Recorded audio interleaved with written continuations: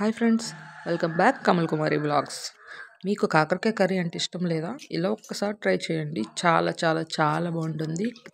కాకరకాయ అంటే ఇష్టం లేని వాళ్ళు కూడా తింటారు, అంత బాగుంటుంది.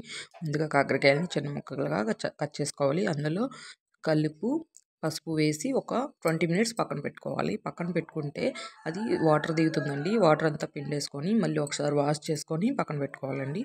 ఇప్పుడు మనం ప్యాన్ పెట్టుకొని ప్యాన్లో జీలకర్ర, కరివేపాకు, పచ్చిమిర్చి, ఆనియన్స్ వేసి బాగా వేగనివ్వాలండి. అవి వేగిన తర్వాత కొంచెం అల్లం వెల్లుల్లి పేస్ట్ వేసుకోవాలి. 1 స్పూన్ అల్లం వెల్లుల్లి పేస్ట్ వేసి మళ్ళీ బాగా వేగనివ్వాలి. వేగిన తర్వాత టమోటాలు వేసుకోవాలండి. టమోటాలు మెత్తగా అయ్యాక కాకరకాయ ముక్కలు వేసేసుకోవాలి. కాకరకాయలు ఎంత బాగా ఫ్రై అయితే అంత బాగుంటుందండి. మనం సిమ్లో పెట్టుకొని ఒక 20 మినిట్స్ వేపితే చాలా చాలా బాగా వేగుతాయి. టేస్ట్ కూడా చాలా బాగుంటుంది. ఇప్పుడు మనం ఒక బౌల్ తీసుకొని బౌల్లో పెద్ద నిమ్మకాయ సైజ్ అంతా చింతపండుని నానబెట్టుకోవాలండి. కాకరకాయలు ఫ్రై అయ్యాయి కదండి. ఇప్పుడు మనం సాల్ట్, కారం వేసుకొని మనం ముందుగా తీసి పెట్టుకున్న చింతపండు వేసుకోవాలండి. చింతపండు వేసుకొని ఒక్కసారి బాగా కలిపి మూత పెట్టేసుకోవాలి.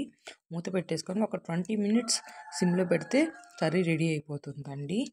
చాలా చాలా చాలా బాగుంటుంది. మీరు ట్రై చేయండి. లైక్ చేయండి, షేర్ చేయండి, సబ్స్క్రైబ్ చేయండి, కామెంట్ చేయండి. ఇలాంటి మరిన్ని వీడియోస్ కోసం మా ఛానల్